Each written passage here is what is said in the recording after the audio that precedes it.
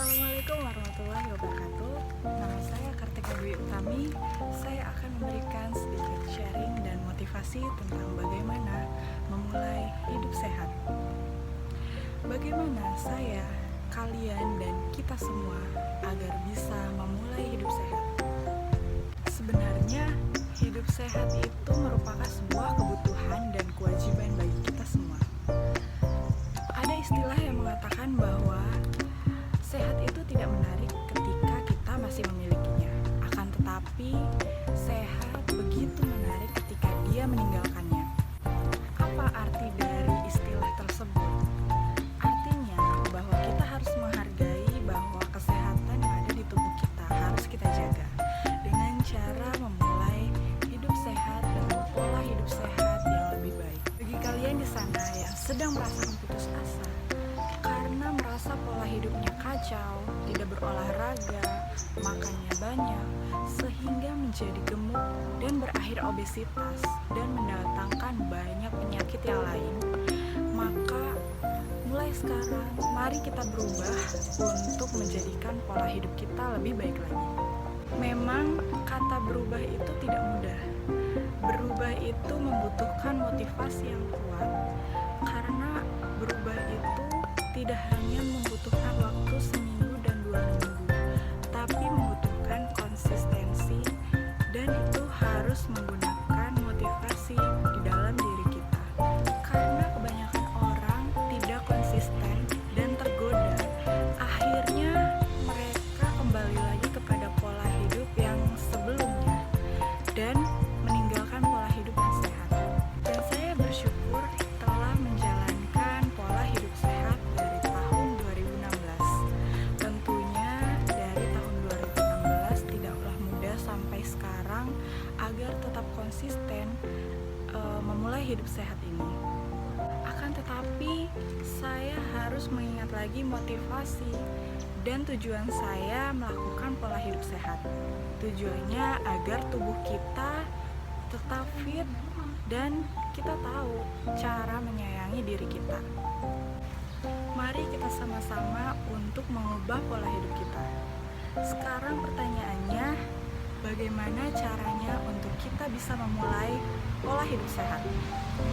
Jawabannya yaitu mengubah pola makan, konsisten, dan berolahraga. Mari kita kupas semua. Nah, yang pertama, mulut merupakan sumber kesehatan dan mulut juga merupakan sumber kesakitan. Nah, jika mulut itu diibaratkan sebagai pintu dan tubuh kita merupakan sebuah rumah. Dan bayangkan ketika pintu rumah tersebut terbuka lebar, siapa saja boleh masuk, maka apa yang akan terjadi? Nah, jika itu dihubungkan dengan kesehatan, maka mulut kita harusnya bisa memilah makanan mana yang baik untuk tubuh kita. Karena apa yang kita makan itu akan terakumulasikan di dalam tubuh kita. Nah, ada istilah yang mengatakan bahwa saya adalah apa yang saya makan. Tubuh saya adalah apa yang saya makan. Oleh sebab itu, kita harus pintar-pintar memilih makanan dan cerdas memilih makanan yang terbaik untuk kita. Jika kita bicara tentang makanan, kita juga belajar soal pengaturan. Sama halnya dengan uang, makanan juga kita perlu atur agar kita bisa lebih menikmatinya. Banyak dari kita yang terkadang salah paham ketika berarti saya tidak boleh memakan es krim, tidak boleh memakan coklat, bakso, mie ayam, atau makanan apapun yang kalian suka.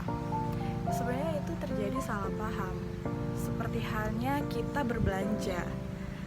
Nah, kita tuh harus menikmati makanan-makanan tersebut. Sama halnya dengan berbelanja, memang tidak boleh kita berbelanja? Tentu jawabannya boleh, namun ada syaratnya. Nah, syaratnya apa? Jika kita ingin berbelanja, kita harusnya mempunyai uang atau tabungan. Apa yang dimaksud di sini merupakan jika kita ingin makan makanan tersebut, kita harus punya tabungan. Nah, apa saja tabungan yang kita harus punya? Tabungannya merupakan pola makan dan berolahraga. Kembali lagi ke poin yang pertama, bahwa kita harus mengatur pola makan dan kita harus membakarnya dengan berolahraga. Jika kita mengatur pola makan, kita dapat menikmati semua makanan yang kita sukai. Sekarang coba kita bayangkan jika kita berbelanja pada saat pagi hari kita berbelanja baju, siang hari kita belanja tas, dan malam belanja sepatu. Setiap hari seperti itu, besoknya belanja lagi, belanja lagi, belanja lagi. Maka apa yang akan terjadi? Yang akan terjadi adalah pemborosan. Nah, dalam hal ini, pemborosan yang dimaksud yaitu ketika kita makan berlebihan, maka akan terjadi penumpukan jumlah kalori dan mengubahnya menjadi lemak. Ketika lemak banyak di dalam tubuh kita, maka tentunya akan menjadi gemuk dan obesitas. Nah, penyakit itu akan muncul dan disebut penyakit degeneratif. Penyakit degeneratif itu penyakit yang tidak menular seperti jantung, kolesterol, diabetes, bahkan kanker yang disebabkan oleh 75% makanan. Nah, kuncinya adalah kita ketika makan sebelum lapar dan berhenti sebelum kenyang. Ada 4 kunci yang saya pegang sampai saat ini, yaitu memiliki rumus 2S dan 2J. 2S merupakan sumber dan saji.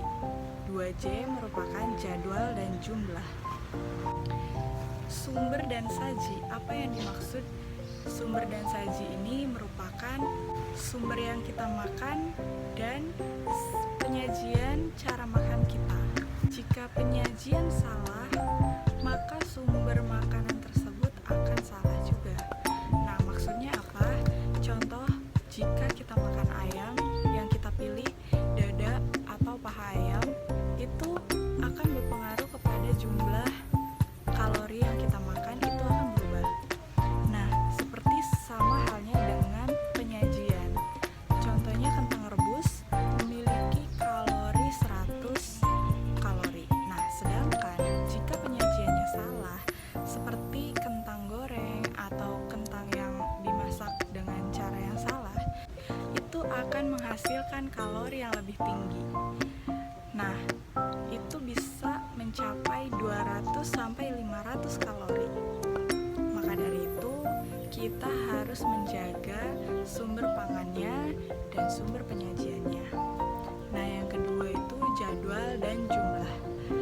Jadwal dan jumlah itu merupakan jadwal makanan kita. Kita harus konsisten dengan jadwal makan kita. Contohnya, jika kita makan jam 7 pagi, sarapan, jika jam 12 itu makan siang dan jam 7 malam itu makan malam, maka kita harus konsisten setiap hari makan seperti itu. Jika kita tidak makan pada waktunya, maka resiko yang akan terjadi ya bisa saja akan menambah berat badan kita. Dan yang terakhir adalah jumlah. Jumlah makan kita harus diatur sesuai kebutuhan kita. Saya punya tips bagaimana agar jumlah makan kita tidak berlebihan. Saya selalu menggunakan piring yang kecil dibandingkan piring yang besar. Kenapa? Nah, pada piring kecil biasanya ketika kita menaruh makanan itu akan terlihat banyak.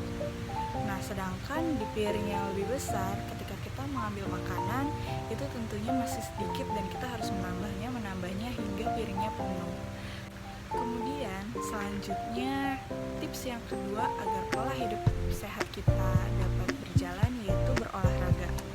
Nah, ini menjadi masalah yang bagi semua orang tentunya berpikiran malas berolahraga atau tidak punya waktu untuk berolahraga. Nah, saya mempunyai tips bagaimana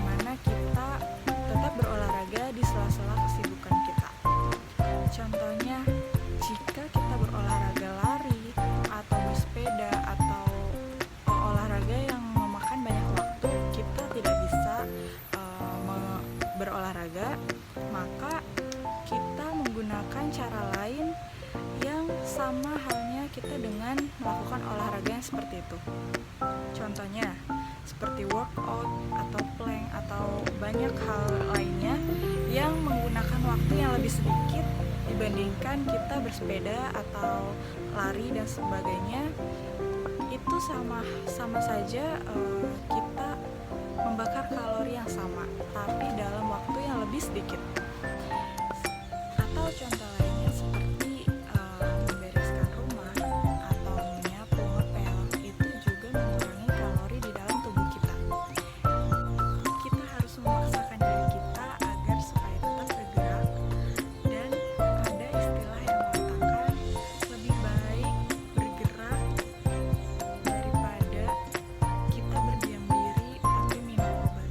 Jadi kita harus tetap bergerak agar tubuh kita tetap sehat. Nah, ada istilah lain juga menyebutkan bahwa sehat itu murah dan mudah. Akan tetapi ketika kita sakit, itu akan menjadi mahal dan sulit. Makanya kita harus menghargai betapa kita sudah diberikan sehat dan masih bisa beraktivitas seperti biasanya, dan kita harus menjaganya. Dan itu dia sedikit motivasi dan sharing saya untuk kalian yang sedang menjalani